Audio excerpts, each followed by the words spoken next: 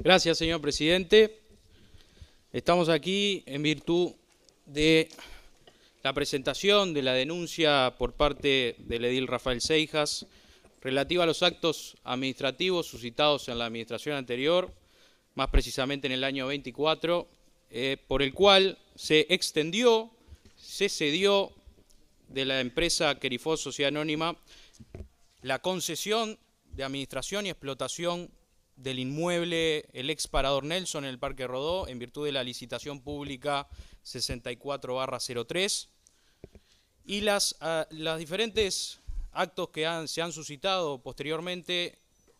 y que en la comisión preinvestigadora a solicitud de parte estuvimos analizando y presentamos hoy aquí en esta sesión ordinaria como establece el reglamento de este cuerpo en sus artículos 95 y siguientes, la conformación de esta comisión para elevar los informes por los diferentes lemas que conforman este cuerpo. En virtud del artículo 96 de este reglamento, nos tenemos que expedir, en virtud de los literales A, B y C, que son la entidad del objeto, la seriedad de su origen y la oportunidad y procedencia de esta investigación. En lo relativo al literal A, la entidad de la denuncia y la delimitación precisa del objeto, estudiando y leyendo la denuncia presentada por el edil Seijas, entendemos que hay apartamientos en las normas jurídicas y que pueden generar este apartamiento responsabilidades en las órbitas civil, penal y administrativa, así como también vulneraciones en la normativa en lo que refiere a la ética en la función pública. Allí entendemos que se vulneraron el marco jurídico aplicable en relación a la Constitución de la República, la Ley Orgánica Municipal, el texto ordenado de contabilidad financiera,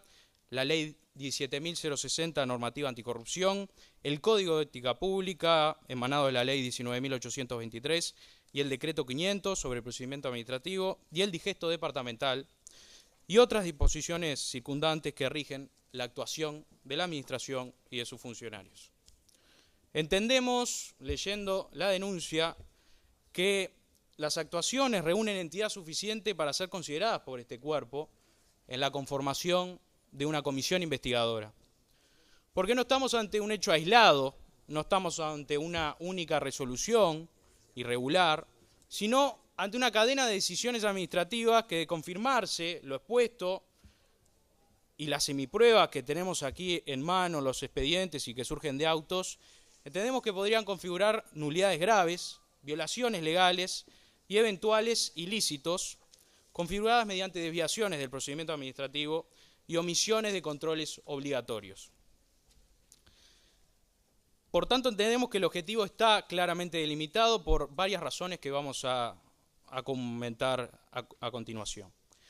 En primer lugar, encontramos que el contrato por el cual se estableció la licitación en el año 2004, un contrato que tuvo una explotación de 20 años por parte de dos sociedades anónimas, Necomar y posteriormente Querifos, que explotaba el bien inmueble hasta la finalización del mismo.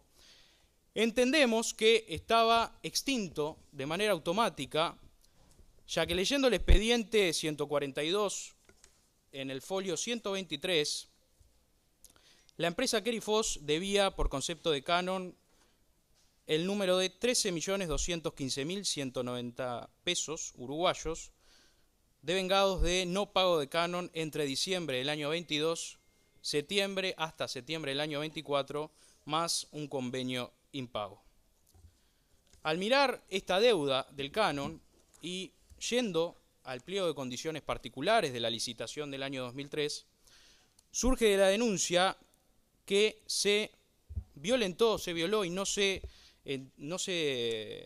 leyó el artículo 35 de este pliego, que dice así textual y habla de las moras: el permisario caerá en mora de pleno derecho sin necesidad de interpelación judicial o extrajudicial por el solo vencimiento de los plazos en que deba cumplir cada obligación o por omisión de cualquier acto o hecho que se traduzca en hacer o no hacer algo contrario a lo estipulado. La mora en el pago de hasta 3 mensualidades consecutivas producirá la extinción automática del permiso, debiendo el concesionario proceder a la devolución total en el plazo establecido en el artículo anterior. El artículo 34, el que le antecede, dice que la demora en entregar el bien otorgado en concesión devengará una multa de 10 unidades reajustables por cada día de atraso. Es decir, que según la cláusula 35 del pliego particular de condiciones de esta licitación, el contrato estaría extinto de pleno derecho y la Intendencia debería obligar a entregar el bien, lo cual no hizo tras una deuda de más de 22 meses de mora. Así como la Administración no exigió la devolución del local, continuó actuando como si el contrato estuviera vigente. Esto hace que entiende la denuncia y los ediles del lema de la coalición republicana, que esta concesión que se amplía, esta concesión que se cede posteriormente, es un contrato que estaría nulo. En segundo lugar, surge de la denuncia presentada por el edil Seijas que esta solicitud de extensión del plazo de un contrato que vencía el 11 de mayo del 2024, la solicitud de extensión del mismo surge no de la empresa que viene a pedir la extensión, sino de la propia administración. Surge del expediente 112, que nos llegó posterior a un pedido de informe que presentáramos hace unos meses, que es el director de la Oficina de Promoción Económica, el entonces Carlos Varela, que ocupaba este cargo, que le solicita a la asesoría jurídica entender si se puede entender que el plazo en lo material no se había cumplido aún y por lo tanto piden la extensión del plazo por 7 meses, que es lo de que esta concesión estuvo parada por la pandemia y eso es lo que alega el director. Es decir, 3 meses después de haberse vencido el contrato, estamos hablando que esta actuación es del día 9 de agosto del 24, el contrato vencía el 11 de mayo del 24, 3 meses después de haberse vencido el contrato, es la Dirección Promoción Económica que pide la extensión del mismo. Es decir, de manera oficiosa, la propia Administración plantea extender un contrato vencido, lo que generaría dudas sobre la razonabilidad y la legalidad de la gestión administrativa iniciada por esta división. El director, después de haber enviado esta solicitud a la asesoría jurídica, le devuelve en la actuación número 3, que consta en el expediente 112, con un informe pormenorizado de la asesoría jurídica del doctor Richino, que compareció en esta casa a solicitud de estos ediles, y nos informa en su informe jurídico, valga la redundancia, que el contrato estaría bien aplicar esta extensión aplicando la teoría de la imprevisión. Y en su considerando número 2 dice, en ese cuadro de situación que el local comercial de referencia debió permanecer cerrado entre los meses de marzo a octubre del 2020, debió extenderse por el plazo de 7 meses. Es decir, que el contrato para la asesoría jurídica estaría vigente hasta el 11 de diciembre del 2024, aplicando la teoría de la imprevisión. La denuncia entiende, basándose en doctrina, jurisprudencia, la doctrina de Sayagués Lazo y Cajarvile, que esta teoría de imprevisión debe ser de uso y de aplicación excepcional, y que además, para aplicar la teoría de la imprevisión, nada más ni nada menos que el contrato debe estar vigente. Es decir, no podemos aplicar la teoría de la imprevisión, no podemos extender, no podemos prorrogar un contrato cuando el contrato ya estaba vencido. Eso para empezar. Después, la teoría de la imprevisión debería aplicarse para restablecer el equilibrio económico. Es decir, solo tiene sentido si el contrato está en curso, si hay una afectación a la ecuación económica financiera y es a solicitud del interesado, es decir, la empresa, que pide, para poder restablecer esa ecuación, la extensión del plazo. Lo que pasa es que la pandemia fue en el 2020, señor presidente. Y esta solicitud de extensión, primero, no lo hace la empresa, y segundo, se está solicitando en el 2024, cuando en realidad la afectación, si pasó en el 2020, 4 años antes. También surge de la denuncia que no hay documentación fehaciente para acreditar con precisión el periodo en donde el parador estuvo cerrado. La empresa en ningún momento notifica a la Intendencia que cerró las puertas del parador. Entonces es muy difícil confirmar estos 7 meses fehacientemente, si estuvieron cerrados o no estuvieron cerrados, si vendieron, si pudieron explotar el bien o no lo pudieron explotar. A su vez, como decíamos, fue invocada tardíamente, fue solicitada por el cocontratante, por la empresa, por la intendencia y no por el cocontratante. Y esta prórroga, es decir, la aplicación de la teoría de la imprevisión,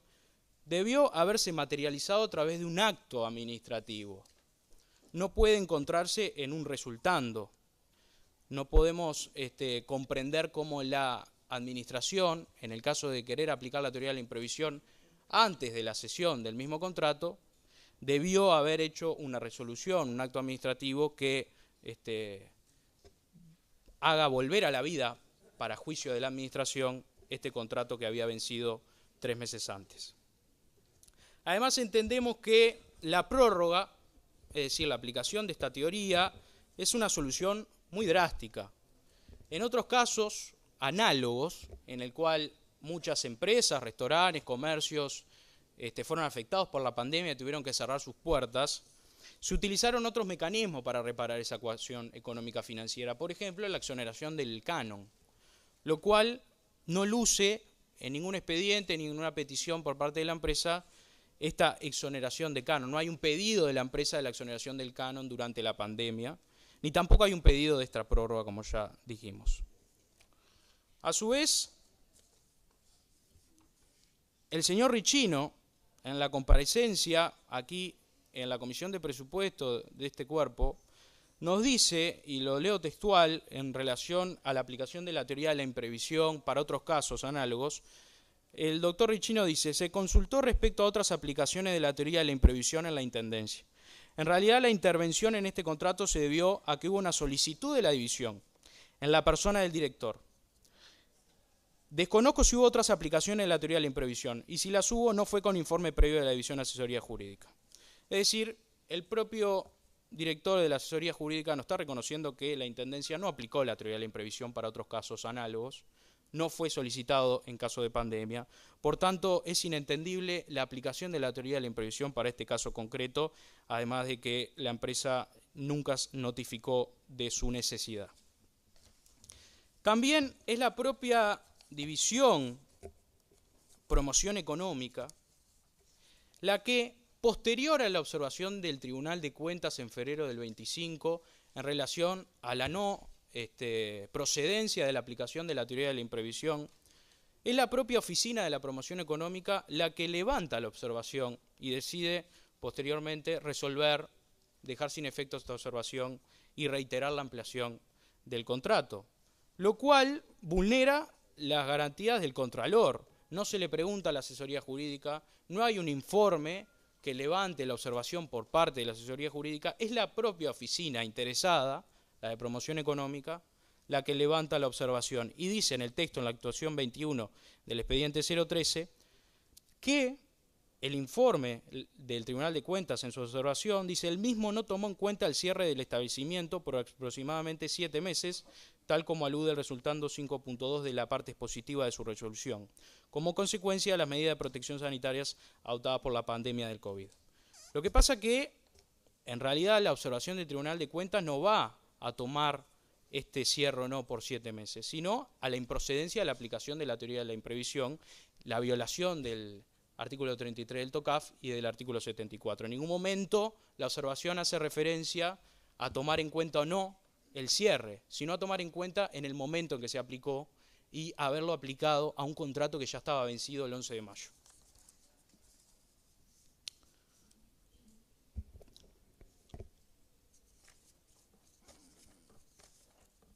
También,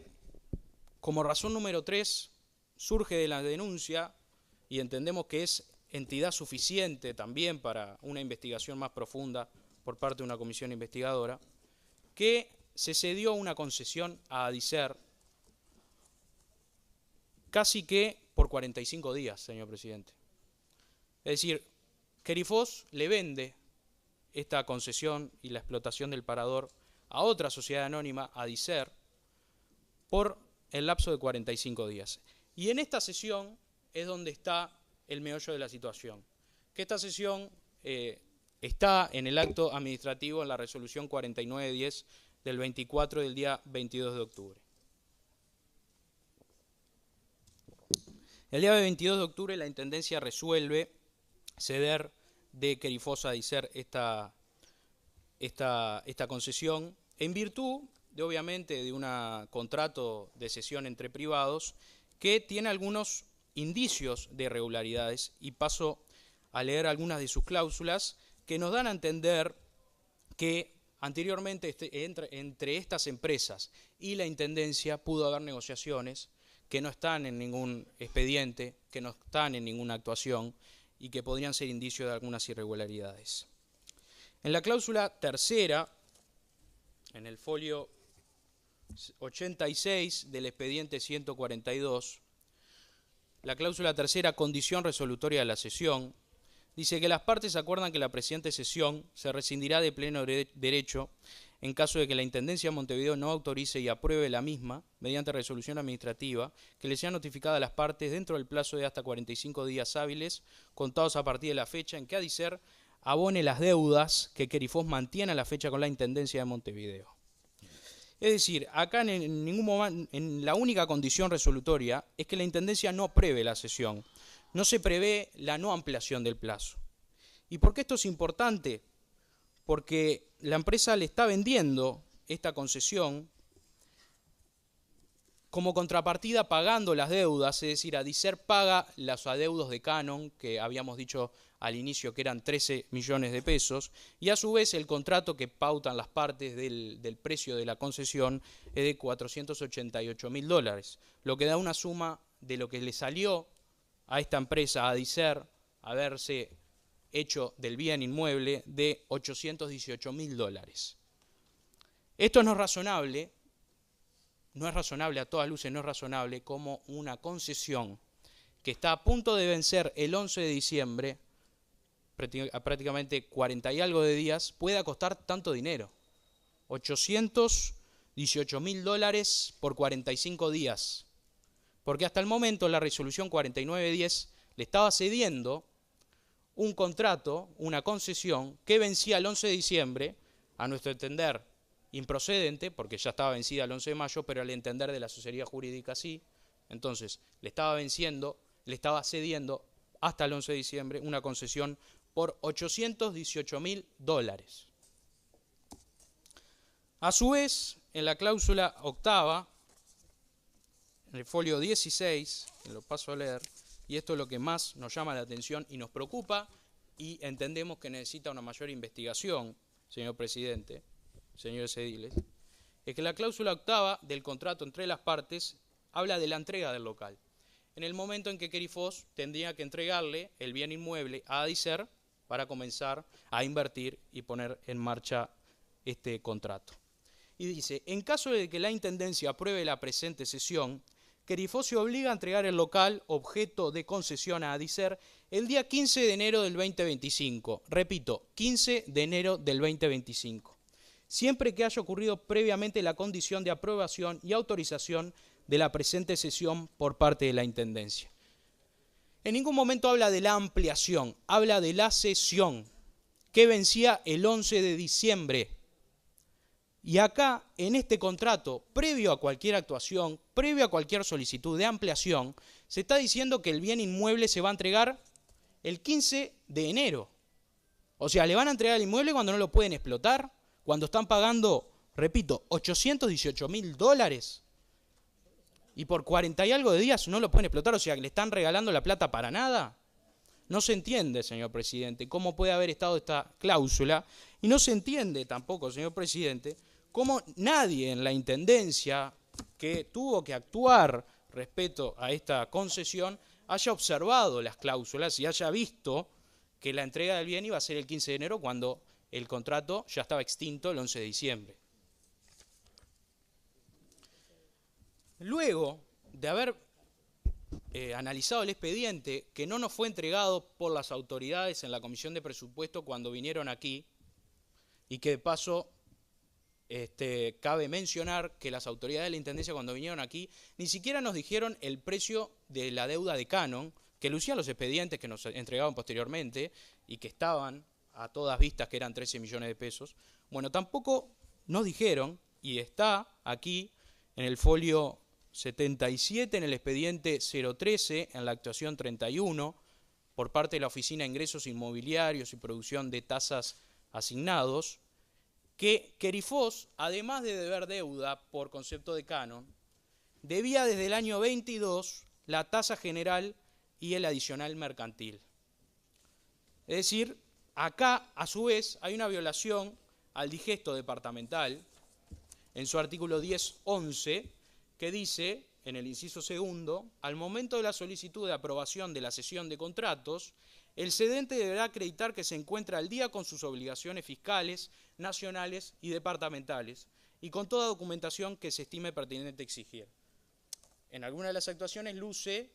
que Querifos estaba al día con la deuda del canon, porque Adicer se la pagó cuando hicieron el contrato de cesión privado. Pero en ningún momento habla de que debían el adicional mercantil y la tasa general. Entonces, nadie en la Intendencia observó las deudas, como pasa en cualquier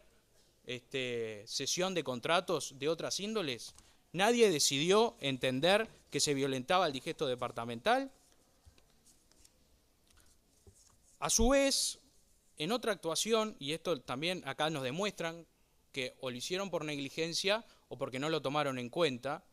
en la actuación número 8 del expediente 142, la Unidad de Asesoría de Contralor de Contratos, la que observa la pertinencia y la buena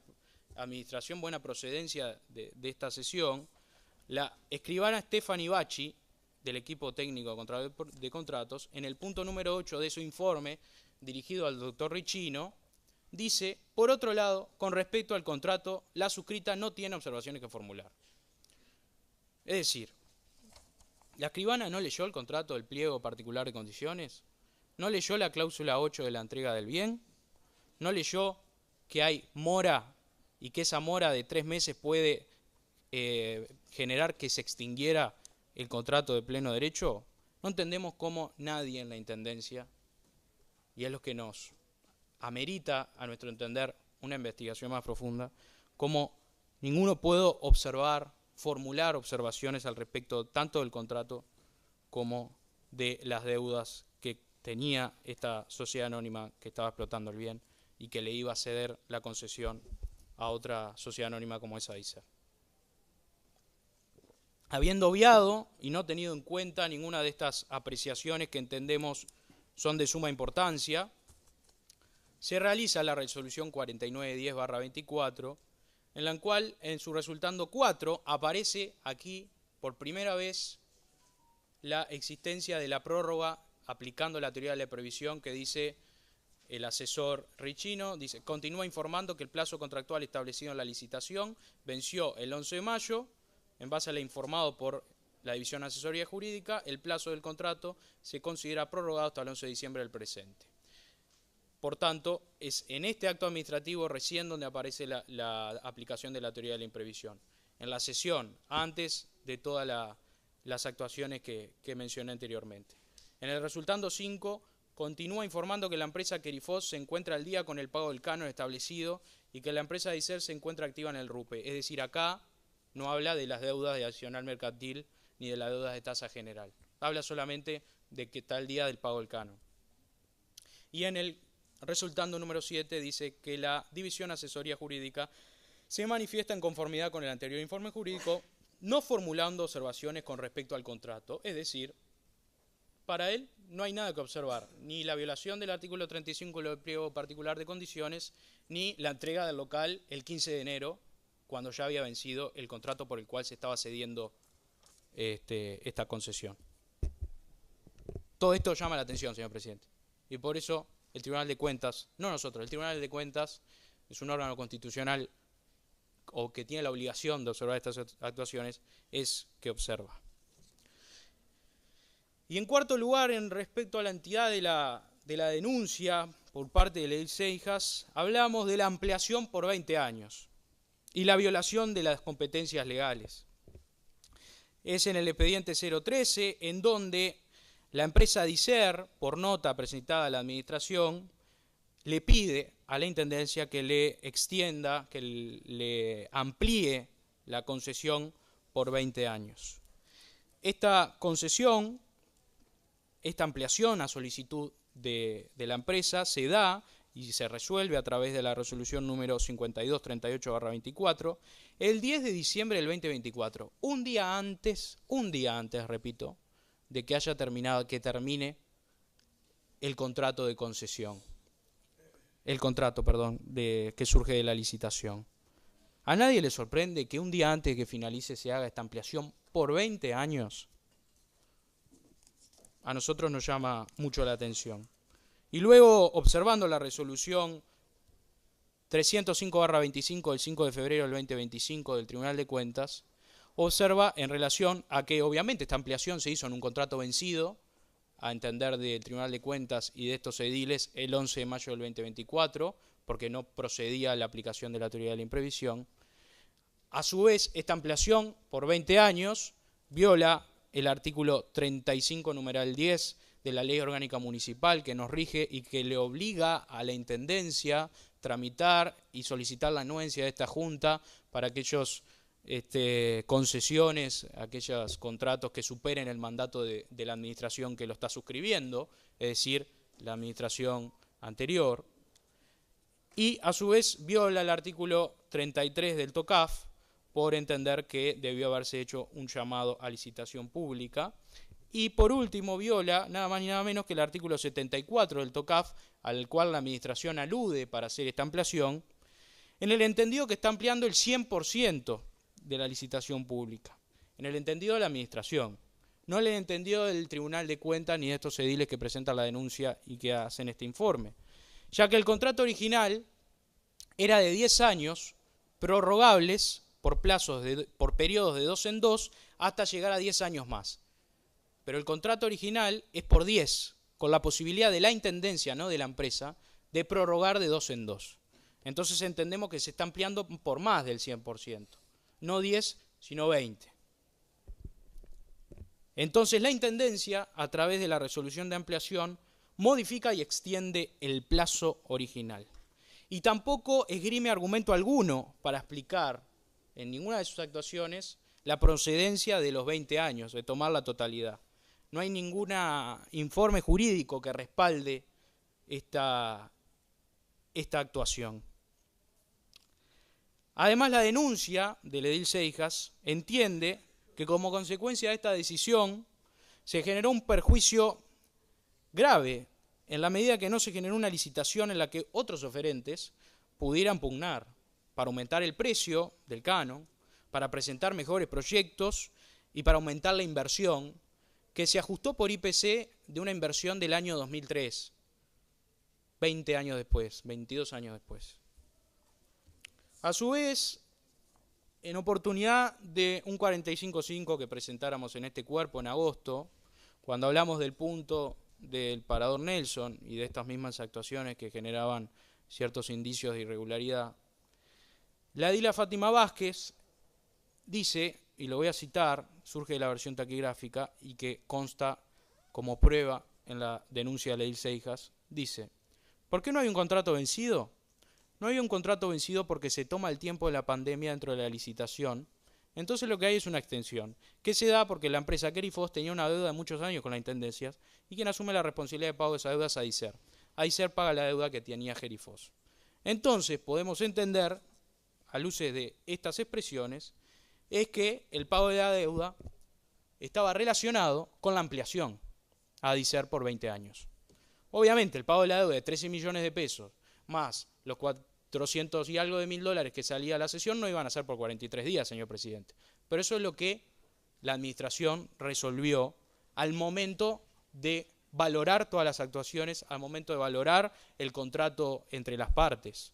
Por tanto, esta ampliación estaba relacionada con la concesión. Por tanto, entendemos que hubo y debería investigar una comisión investigadora si hubo algunas negociaciones informales entre la Intendencia y las diferentes empresas para hacer este acto administrativo de la ampliación por 20 años. Ya formaba parte de la negociación con ADICER todas estas actuaciones posteriores a la sesión. La denuncia delimita aún más el objeto de la investigación en su apartado cuarto y hace algunas interrogantes. Entre ellas se pregunta el edil denunciante, y son preguntas que debería tener la comisión de investigación a la hora de hacer el análisis, es que cabría la necesidad de determinar si la concesión debió considerarse extinguida por la mora prolongada de Querifos y por qué los jerarcas competentes no hicieron cumplir la cláusula de extinción automática. Esto conduciría a examinar la responsabilidad funcional de quienes omitieron aplicar dicha normativa, la de observar el pliego particular de condiciones que se nos dio mucho después de todas las comparecencias y los pedidos de informe. Asimismo, la denuncia solicita investigar el origen y la motivación real de la solicitud de ampliación, promovida de forma inusual por la propia Administración, así como la eventual intervención de jerarcas en las negociaciones privadas entre Querifos y Adicer, extremo que de confirmarse podría comprometer la imparcialidad del procedimiento. También se requiere analizar por qué no se controlaron las cuantiosas deudas de canon, tasa general y adicional mercantil, pese al que digesto, que ya mencionáramos anteriormente, exige verificar el cumplimiento tributario previo a cualquier cesión o ampliación contractual. Del mismo modo, la denuncia plantea investigar la absoluta ausencia de un análisis de conveniencia para la Intendencia, pese a que la ampliación de 20 años afecta directamente al patrimonio municipal, así como cabría esclarecer por qué se fijó dicho plazo extraordinario que excede ampliamente lo previsto en el pliego licitatorio. Se aplicaron 20 años cuando deberían haber sido 10 con prórrogas periodos de 2 en 2. Por último, la denuncia entiende que resulta necesario evaluar si las acciones y omisiones identificadas podrían implicar apartamientos del marco jurídico aplicable y en consecuencia generar responsabilidad penal, civil o administrativa, así como eventuales infracciones a la norma de ética pública que rigen a la función. En cuanto al literal B del artículo 96 del reglamento, señor presidente, que debemos informar en relación a la seriedad del origen, entendemos en primer lugar que la denuncia se apoya en expedientes oficiales que todos tuvimos en nuestras manos a hacer a la hora del análisis, no solo de la comisión preinvestigadora, con el estado de la deuda, el pliego particular de condiciones, el contrato entre privados, los informes jurídicos de los diferentes letrados de la Intendencia, los informes notariales, las resoluciones de la Intendencia que dieron origen a estas sesiones, extensiones, sesión y posterior ampliación, y las actuaciones sobre las deudas que tenía esta sociedad anónima. En segundo lugar, en referido a la seriedad de su origen, señala omisiones normativas verificables, como son la violación al artículo 10.10, 10.11 y 10.13 del digesto, la violación al artículo 33 y 74 del TOCAF, la contravención al artículo 35, numeral 10 de la Ley Orgánica Municipal y la falta de controles sobre las obligaciones fiscales y contractuales de estas empresas. En tercer lugar, la denuncia incluye elementos objetivos graves que fueron mencionados anteriormente, como la posible extinción del contrato por la mora de 22 meses, la aprobación de una cesión de concesión a un precio extraordinariamente elevado de prácticamente $1 millón, cuando quedaban 50 días para el término de esa concesión, y la ampliación por 20 años sin proyecto, sin competencia y con un canon que se fijó en el año 2003. En cuarto lugar, esta denuncia está respaldada por versiones taquigráficas de la Junta en oportunidad del 45.5 al 14 de agosto del 25, en oportunidad de la comparecencia de la Secretaria General, el Director de Desarrollo Económico en la Comisión de Presupuesto el 23 de septiembre del presente, y las declaraciones de la edila Fátima Vázquez y del director Richino, que son relevantes para entender la singularidad de este caso y que son relevantes para entender los indicios de irregularidades que podrían traer estos actos administrativos. En quinto lugar, la denuncia también cita doctrina, cita jurisprudencia y señala y tiene elaboración técnica y no solamente afirmaciones políticas. En sexto lugar, señor presidente, hay prueba documental, como son la citación a testigos también. En esta denuncia se pretende citar, a través de la comisión investigadora que estaremos votando o no su conformación, a diferentes directores como son Varela, Cabrera, Benítez y Richino, todos, a nuestro entender, responsables directos de los hechos que fueron mencionados anteriormente. Y, por último lugar, también esta denuncia trae consigo la observación, nada más y nada menos que del Tribunal de Cuentas, que es el órgano constitucional independiente facultado para observar y entender que hubo procedimientos con vicios jurídicos que ya fueron advertidos por el órgano y que los volvemos a traer en la denuncia y en este informe. Respecto al literal C, señor presidente, que habla y nos obliga a informar sobre la oportunidad y procedencia de la investigación, entendemos que es pertinente y que es procedente, que es oportuno investigar, porque hay afectación al patrimonio público departamental, hay cánones, concesiones, decisiones que pueden alterar el patrimonio y que pueden perjudicar la transparencia, que pueden perjudicar el principio de igualdad entre los demás oferentes y un trato desigual, obviamente en violación del principio de igualdad, entre los administrados y las decisiones contrarias al principio de legalidad y publicidad de los actos administrativos. Entendemos que estas actuaciones pueden derivar en nulidades absolutas que la Junta tiene el deber de conocer, como son la no aplicación de la mora, que trae la extinción automática del contrato en su artículo 35 del pliego particular. Además, entendemos que la ampliación por 20 años observada viola la Ley Orgánica Municipal, que nos obliga a nosotros a dar la venia, dar la anuencia de este contrato, lo cual la Intendencia decidió omitir ese paso legal. A su vez, hay una violación al artículo 33 del TOCAF, como ya mencionáramos, en respecto a no permitir un proceso competitivo a través de una licitación pública. Y a su vez, al final del artículo 33, en su último inciso, dice que todas las contrataciones que contravengan esta disposición, es decir, la licitación pública, serán nulas. Por algo reafirmamos la posible nulidad de los actos administrativos que procedieron a la no aplicación de la normativa que debería haberse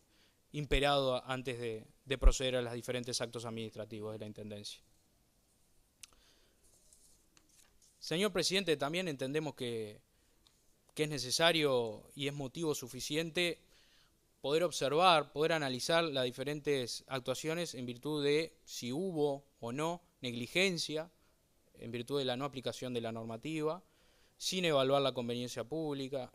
violentando diferente normativa que puede generar prejuicios. Nosotros, a través de este informe y a través de la denuncia de la ley Seija, entendemos que es necesario la conformación de una comisión investigadora. Es obligación de esta Junta departamental ejercer sus facultades de contralor para esclarecer los hechos, determinar responsabilidades, si las hubo claramente, habilitando la transparencia y el control democrático que se deben los montevideanos en cada actuación que pueda afectar el patrimonio público de todos los montevideanos.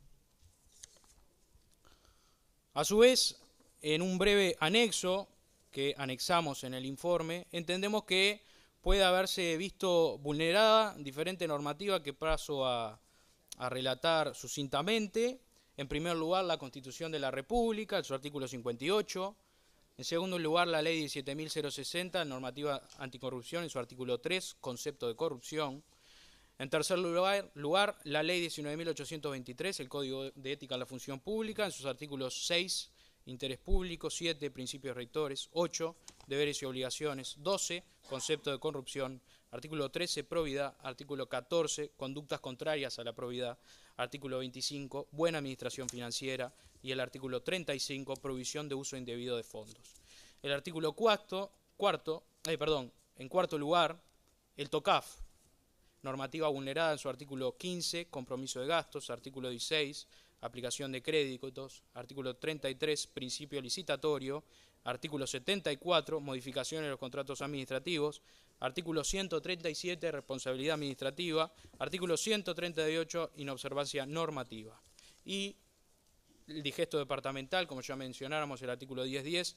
10.11 y 10.13, la Ley Orgánica Municipal, artículo 33, numeral 10, el decreto 500, procedimiento administrativo, artículo 2, 27, 120 y 123, y el Código Civil en su artículo 8, y el Código Penal en su artículo 162, abuso de funciones, sin perjuicio de otras disposiciones que puedan haberse visto vulnerados en virtud del análisis en profundidad de una comisión investigadora. Por todo lo expuesto, señor presidente, esta comisión preinvestigadora y este informe recomienda la creación de una comisión investigadora con el cometido, en primer lugar, de esclarecer integralmente los hechos vinculados a la extensión del plazo de Querifos, la cesión de la concesión a Dicer y la ampliación por 20 años a Dicer también de esta misma concesión. En segundo lugar, evaluar el eventual apartamiento de la normativa aplicable, como ya mencionamos anteriormente. En tercer lugar, determinar las responsabilidades administrativas, funcionales y políticas que pudieran corresponderle a los funcionarios de la Intendencia. En cuarto lugar, señor presidente, y último, proponer en su caso las medidas correctivas e institucionales que garanticen la transparencia y la correcta protección del patrimonio de los montevideanos. Es cuanto tengo para informar, señor presidente. Muchas gracias. Tiene la palabra el señor edil Diego Revetria. Gracias, señor presidente. Para solicitar media hora de cuarto intermedio. Se pone en consideración del cuerpo, se está votando. 31 en 31, estamos en cuarto intermedio.